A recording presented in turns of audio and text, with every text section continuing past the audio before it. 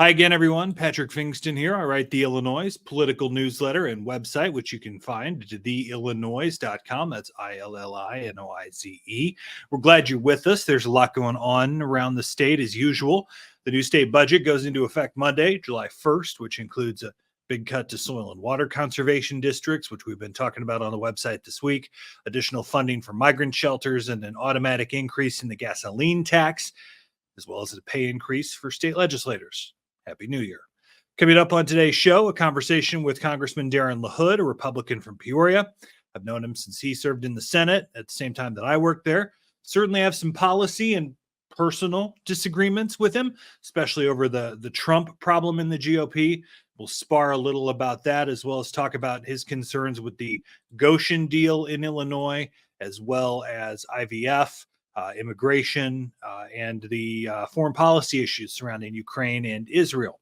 We'll also talk to former state representative Mark Batinick, who now works with a Republican polling outfit called M3 Strategies, on new numbers they did for Crane Chicago business this week, showing a vast majority of Chicago residents oppose a public funding deal for a new Bears stadium. We'll also talk about the polling outlook for Republicans, and let's just say he's more optimistic than I am. First, though, a growing issue for House Speaker Chris Welch. Welch, of course, was elected Speaker in the downfall of former House Speaker Michael Madigan, who's now facing corruption charges. Welch has taken boatloads of money from public and private sector unions and championed the Workers' Rights Amendment in 2022 that essentially gave Illinoisans, every Illinoisan, the right to form a union. But, as it turns out, it's not that easy an application.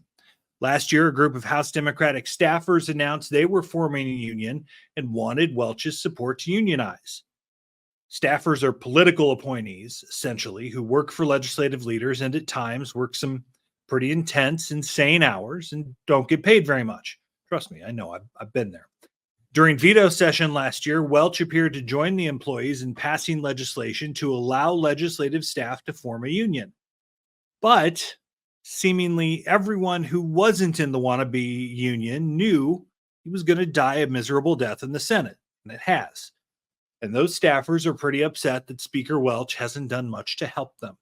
Earlier this month, they filed suit against the Speaker, claiming he's violating their rights under the Workers' Rights Amendment to form a union and asking a judge to step in. This week, Welch's attorneys filed a motion asking a judge to dismiss the case.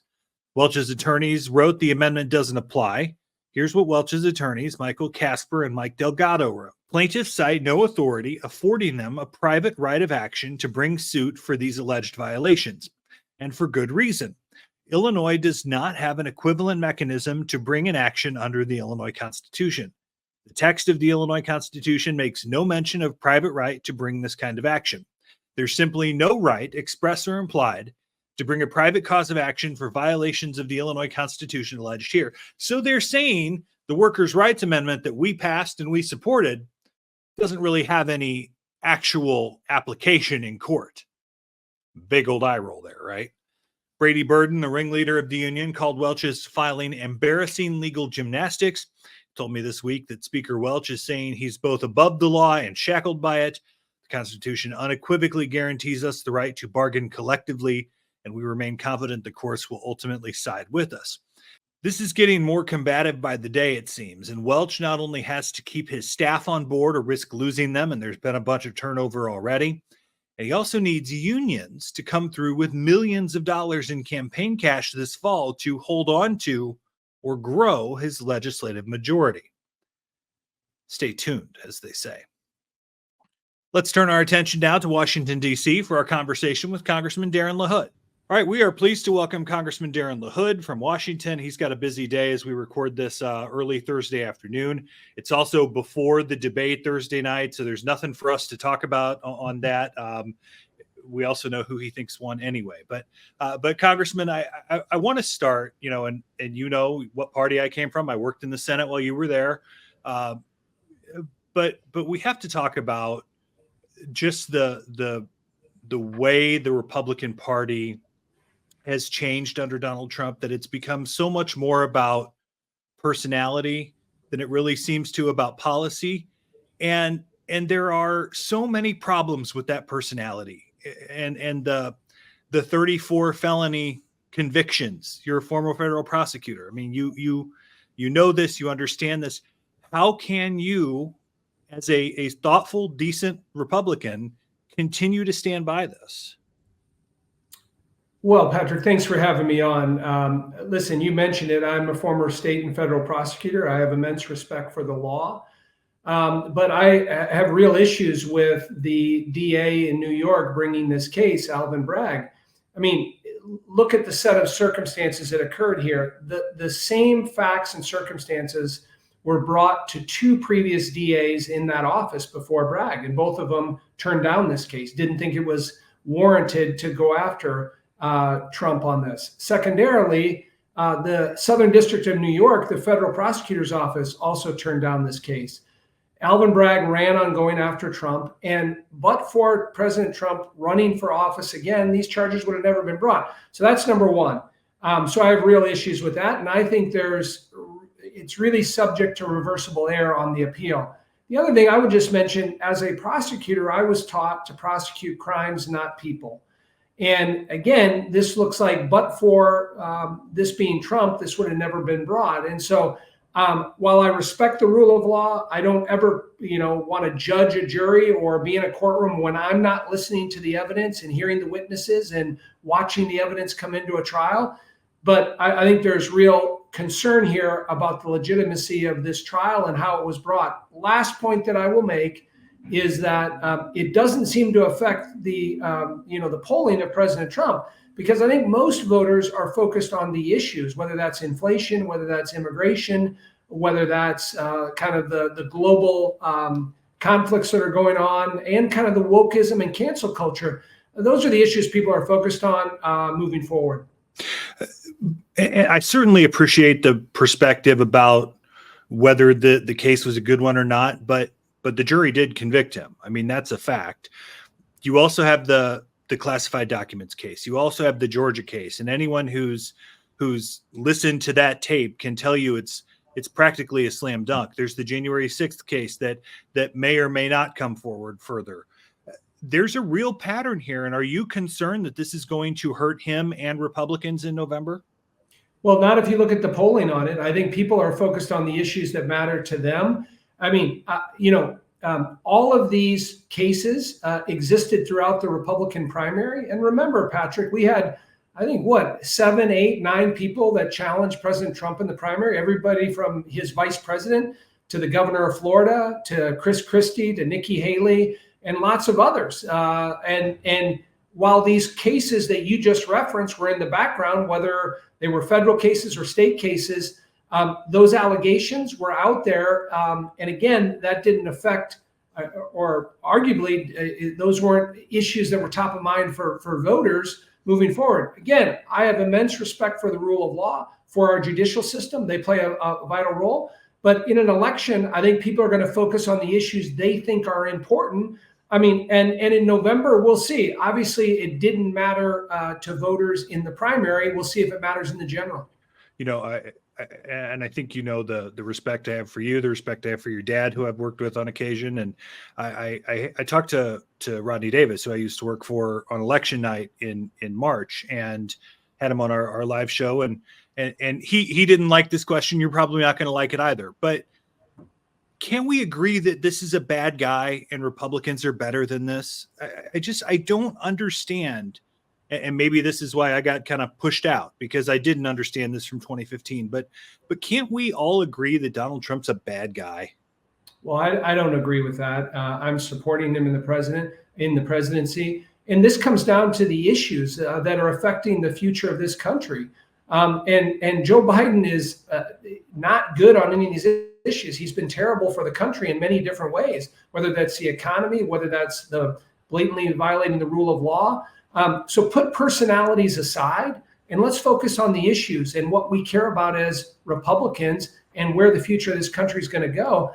And it is a binary choice between Trump and Biden here. And I side with Trump every time because it comes down to the issues. Do you have any reaction to Adam Kinzinger endorsing Biden? I mean, it's not a surprise at this point, but any thoughts on what he had to say?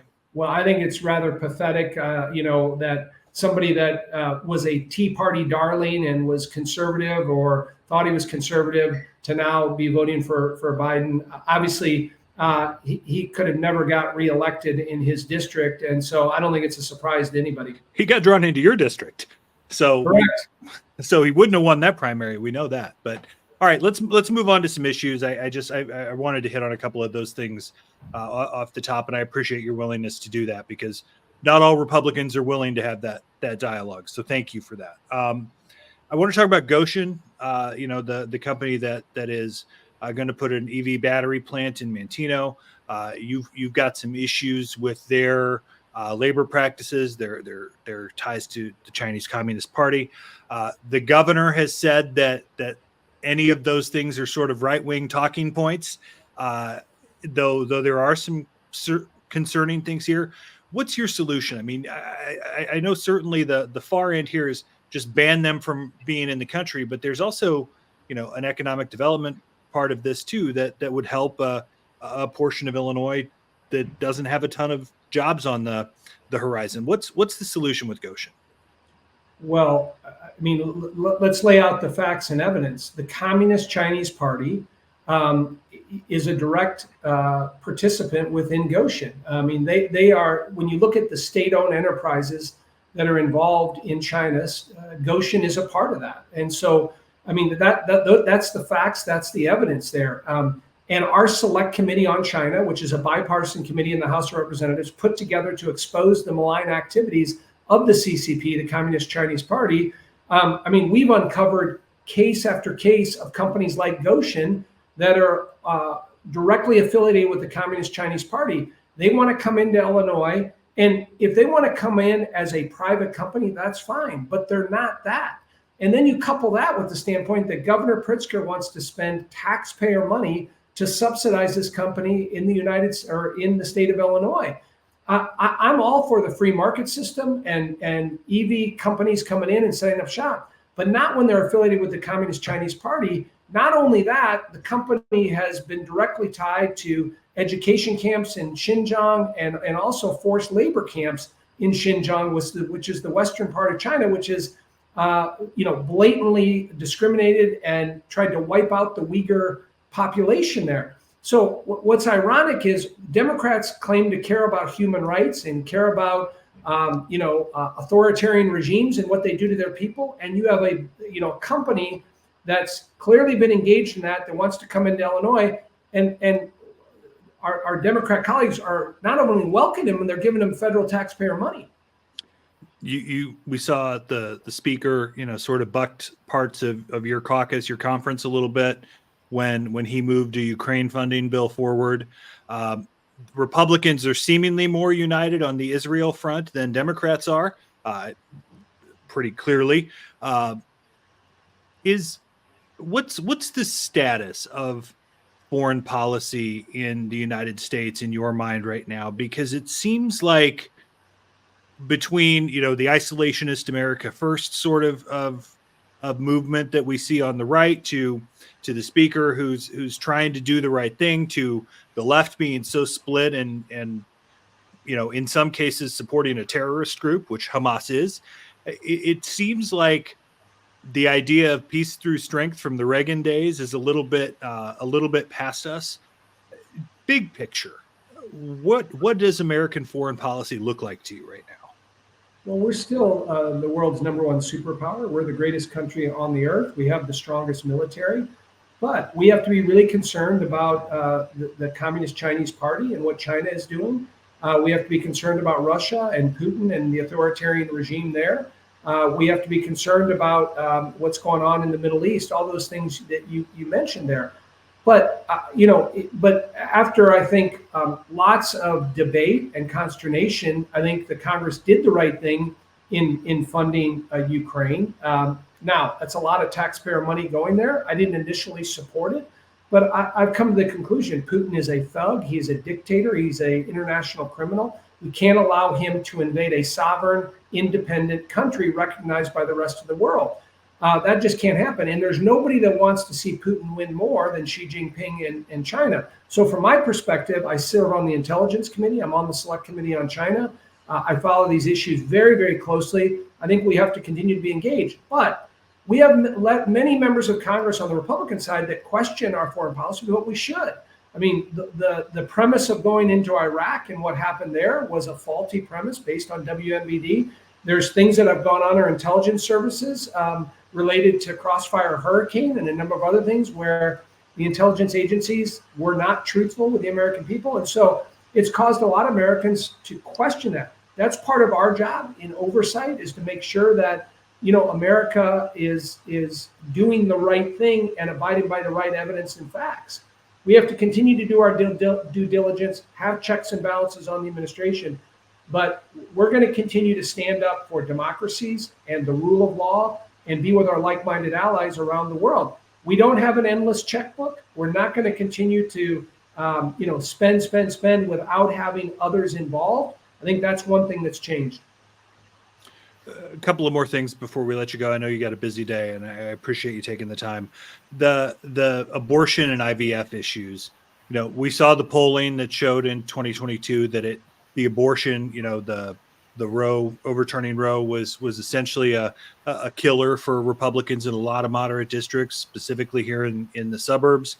The IVF issue is one that doesn't appear to be where Republicans don't appear to be completely aligned at this point. I guess one, can Republicans turn the abortion issue around? Because you have states like Illinois where it's abortion on demand, essentially, and most people in the middle will tell you that's way too much. And then you have the Idaho situation where there's literally nothing, and you just had the Supreme Court decision on emergency abortions there. Is there middle ground on that issue, one, for Republicans? And two, how do you all sell to the public that IVF is not that? IVF is something that Republicans support, because I assume you do. Most Republicans I talk to do. Well, I do. I have the same position of President Trump and Speaker Johnson, and a number of other Republicans that support IVF and the ability for families to try to have children. I've been pro-life my career in Congress. I have three boys that my wife and I have raised. I was raised Catholic, and so I feel strongly about that position. As far as how we navigate that, I mean, listen, sending it back to the states was the right thing to do, and I applauded that decision when it happened, and letting states decide. I may not like what Illinois does. I may not like what California or New York does, but under our states' rights provision of our Constitution, that's the way things should be decided. And it doesn't mean that we wouldn't work in Illinois to help change the provisions that are currently in place in the law of the land. But listen, I think members of Congress, have staked out their positions on this. And depending on the district you're running in, you're going to have to deal with that. But again, going into this election, as you look at what people are going to decide these elections, the inflation and the economy is top of mind. Immigration is top of mind. The kind of wars raging across the globe are top of mind. Wokeism and cancel culture, those things. I'm not telling you abortion isn't going to play a role in that, but the seats that are at stake here, I feel good about the way that Republicans are positioned. Before we let you go, comprehensive immigration reform. Obviously, the border's a mess. Obviously, the migrant issue, the asylum issue, which are separate issues, as you well know, is not being handled well by the federal government. Just look at the influx to people to Texas and Chicago.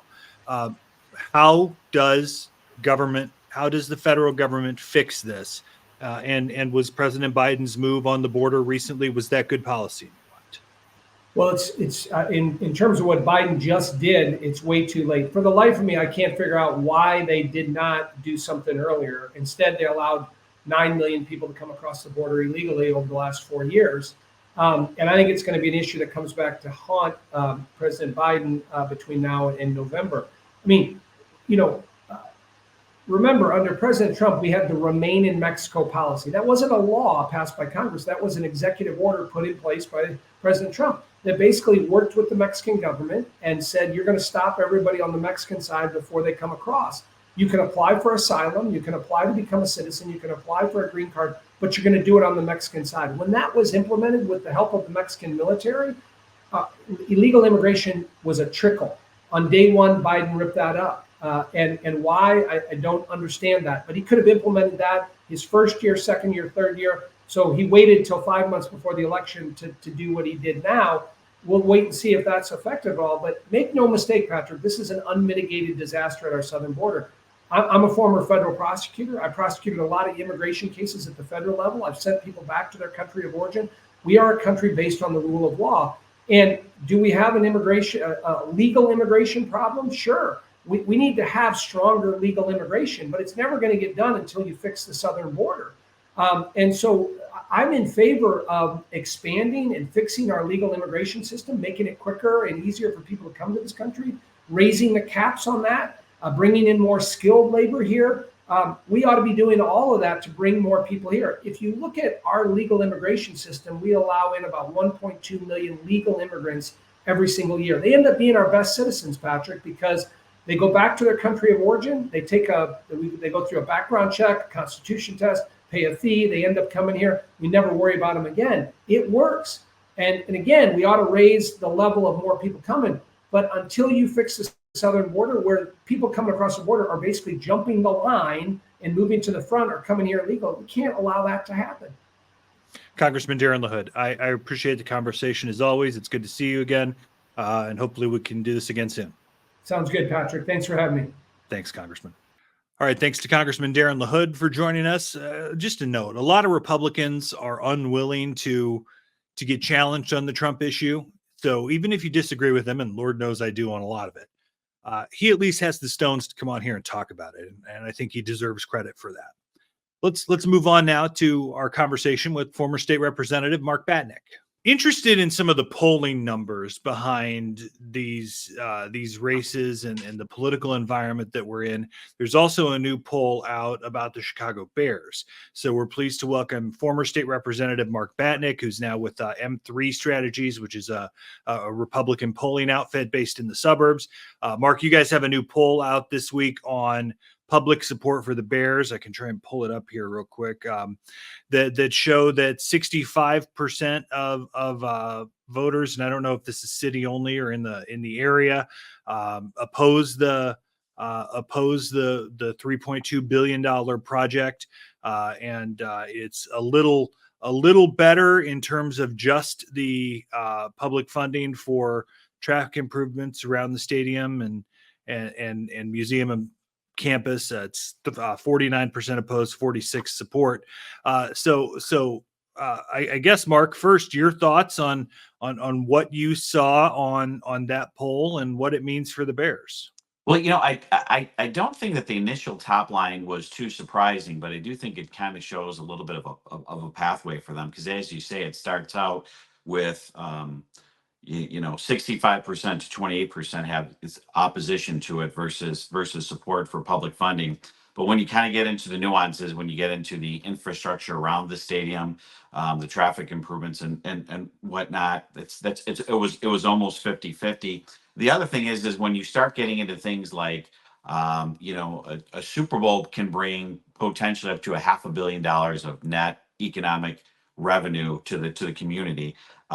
When you start asking about, hey, if a Super Bowl was committed, or if you start thinking about being able to have a big concert like Taylor Swift, just not during the summer, but maybe in October, November, December, when you start asking those questions, it slowly tilts a little bit more towards the Bears' favor, and frankly to the taxpayers' favor. And the final question we asked is we asked about if there was some sort of revenue sharing program for non-football events, would you be more likely to support it? When you go in that direction, you actually get a slight advantage to people supporting the stadium. So it's one of those things where people have a knee-jerk reaction, just no, I'm not giving any money to billionaires. But if you're able to craft something that makes this good policy for the taxpayer, I think there's a path. And frankly, one of the things when I ran my first campaign for state rep is I ran against what a boondoggle the original stadium was. Now, the original stadium was pretty new. I was against it from the beginning. You spent $700 million to tie up the lakefront for a handful of events a year. And you contrast that with a year or two later, Lucas Oil Field was built in Indianapolis for barely more money, retractable dome stadium, Super Bowl, Final Fours, all kinds of events. And you see that it was a better investment from the taxpayer. So I think it's kind of like a lover scorned. People are afraid to go down this path again. If you do this right and do it in a way where the taxpayers are made whole, there is a path for the Bears there, but there's clearly a lot of work to do from a public relations standpoint to get them there. Cheaper to build a stadium in Indiana than Illinois, I think first and foremost there, but which you would know.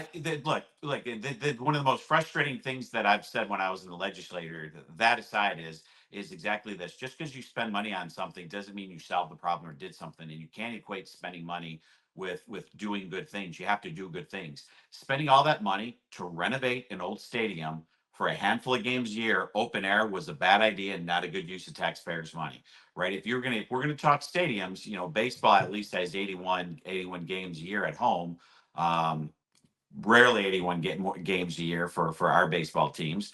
But if you're going to do something along the lakefront and tap the lakefront, you put a baseball stadium there that's actually going to bring people for several days a year. But to spend all that money for just a handful of games a year was a bad idea. I said it 20 years ago. I said it was before it was built. And we need to start making better decisions as policymakers in the state of Illinois. When my source explained the project to me the night before it was announced, my gut reaction was that the public wasn't going to mind so much the stadium construction part, because that's really no new taxes on local people. That's only the Chicago hotel tax. It was the $1.5 billion that they wanted in public dollars that was really going to have a hard time getting through the legislature. Looking at the numbers in this poll, I'm a little surprised that it's kind of the inverse of that. What do you equate that to? You know what? I'm not sure. I mean, the only hard-hitting questions around here, Mark. What's that? Only hard-hitting questions around here. Yeah, not sure. Sometimes the public is fickle. It is interesting that there is pretty strong support for the infrastructure around it. And look, the museum campus, what they were going to do, that's all for the public good. So I think if people were more educated on this, and I'm not saying that this is the way the Bears presented this plan as soup, but if there was a way for revenue share for the taxpayers, and we were really to do something special for the lakefront, it's a great project. Let me put it to you this way. Everybody wants to consider Chicago a world-class city. We're not a world-class city if we can't do projects like this, right? A world-class city hosts a Super Bowl. A world-class city hosts a Final Four. A world-class city can have big events and at a venue like this. And it's frustrating that you have to go to Indianapolis, or you look at what Atlanta did with the Mercedes-Benz Stadium. And I don't know if you've been there, but it is a beautiful stadium. The fact that they get the SEC championship and they get big type of events that we don't have here in Chicago is frustrating. And if we're going to be world class, we got to do world class things while protecting the taxpayer.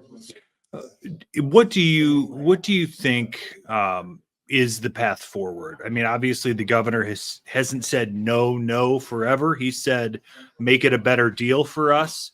The legislature, obviously, you don't have a lot of votes to move the Bears out of Chicago. So I still think Arlington Heights is an incredibly difficult haul.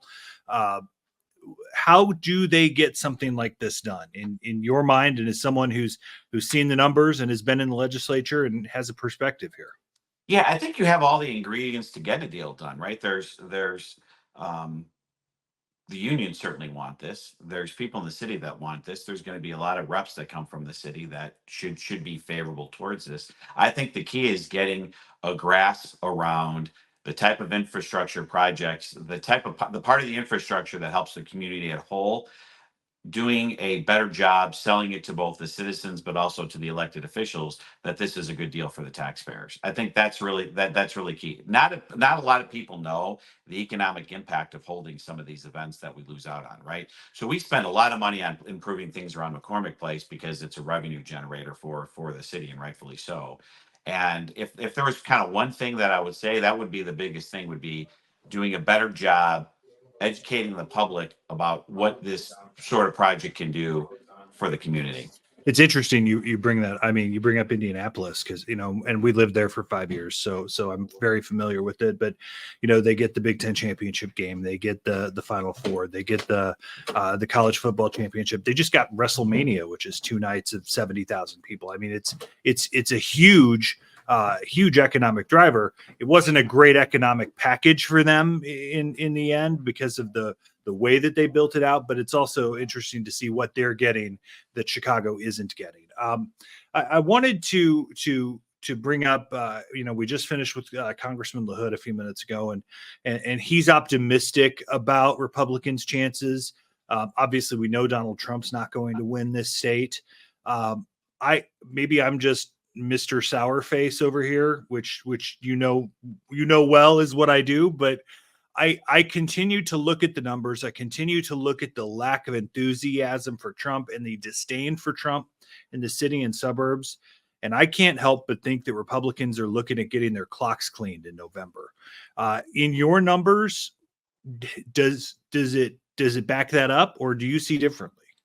I see it differently, but maybe the same at the same time. And kind of the reason is because we're not voting for this as a state; it's a district by district issue. So let's take what Darren LaHood was talking about in terms of congressional seats. I don't think any of our incumbent Republicans are in trouble. I do think there's an incumbent a Democrat or 2 or 3 that might be in trouble. So are we going to win the House and are we going to get an advantage in the state House somehow in Illinois? Of course we're not. But are we going to maybe move in the right direction? Yes, and we're not going to go backwards in Illinois. So I think it was the Sorensen seat. It wasn't our poll; it was a different poll that was released. That showed him down that 9. I mean, that's a bad baseline. He's down by 9, except here's where it's interesting that you bring it up, and this is an important way about looking at the numbers. You have to look at the people that are undecided. So Sorensen's known. All the Democrats have already decided that they're voting for Sorensen, and then the Republicans on the other side, some of them are voting for the Republican candidate. Some of them have to find out who he is. And what is a more important number, I would say, in that district was the generic congressional ballot.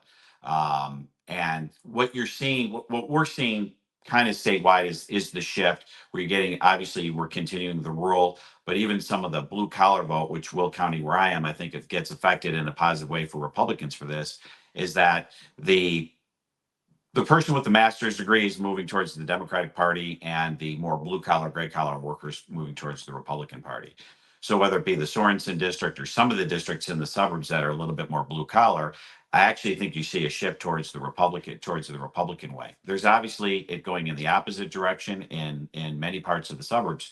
But I can tell you here in Will County. But that's DuPage, that's Lake, that's McHenry. Obviously we know Suburban Cook is a nightmare for Republicans. That explanation seems to me like it's a terrible environment for Republicans. Yeah, but so let's add Will, and then you also have to see each district is a subset of each county, right? Overall as the county, yes, but when you start breaking out individual districts, I feel better about the House situation. My biggest concern is going to be the financial difference, right? I think if we were on an even playing field, you'd have many more opportunities for House Republicans than you do in this environment, just because it's a numbers game. And Speaker Welch is going to be able to put a bunch of money behind defending a bunch of candidates. But we're seeing a few things here. Let me make a couple points off of this. You're talking about the Trump effect. What I'm seeing in some of these areas is the generic congressional ballot polls about 5 to 6 points better for Republicans than Trump does.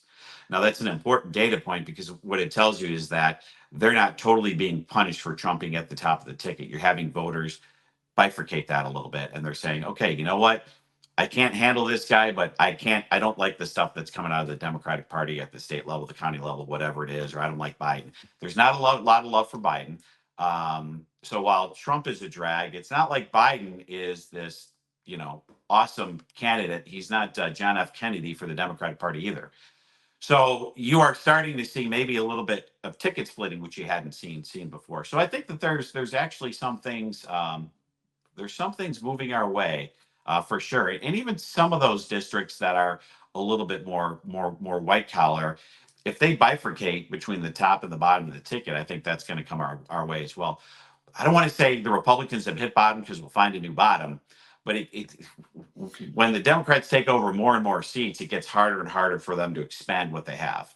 And that's why I think this is an opportunity for us to come back a little bit. If House Democrats get to 80 or more in November, that might be rock bottom. That might be truly rock bottom. Yeah, I mean, we've said it before, and it's interesting. We've hit new floors. The other dynamic that's important is that in 18 and 22, people kind of came out and voted against Trump, right? Against Trumpers and all that stuff. And the problem was Trump wasn't on the ballot to bring those people out. If you look at the last 4 election cycles, Republicans did darn good in 16. They crushed expectations despite being outspent grossly in 20, and we got crushed in the midterms. In Illinois, it appears that the Republican Party has actually become the presidential party, doing better in the presidentials than versus the midterms. But And down that's part- ballot, though, because you're still losing the presidential race by 1 million votes in the state. Oh, I understand you're losing, but I'm talking about individual races here, right? When you start Sure. looking at individual races in the suburbs, you have those Trump voters that might even be in some of the bluer areas, those Trump voters that just didn't vote in the midterm because Trump wasn't on the ballot. Well, they're going to come out in the presidential election and they'll continue to vote down ballot. And I think that's reflected in the data that we've seen the last 4 cycles. Republicans doing better in 16 and 20 and getting absolutely crushed in 18 and 22, which is the inverse of what used to happen to us. Former state representative Mark Batinick, now with M3 Strategies, a polling firm. Mark, thanks so much for the time and the commentary. Appreciate it as always, and we'll talk to you soon. Thanks for having me on. Anytime. Thanks to Mark Batinick for joining us. Thanks to Congressman Darin LaHood for his time. And thank you for taking the time to join us. We're going to start turning our focus to the election here in the next few weeks, both in the newsletter and on this show. So expect it to get a little more political around here, as if it hasn't already. Subscribe to our newsletter at theillinoise.com. Follow us on Twitter and on Facebook, and subscribe to this show on your favorite podcast platform. Thanks so much for joining us. We'll see you next time on the Illinoise Podcast.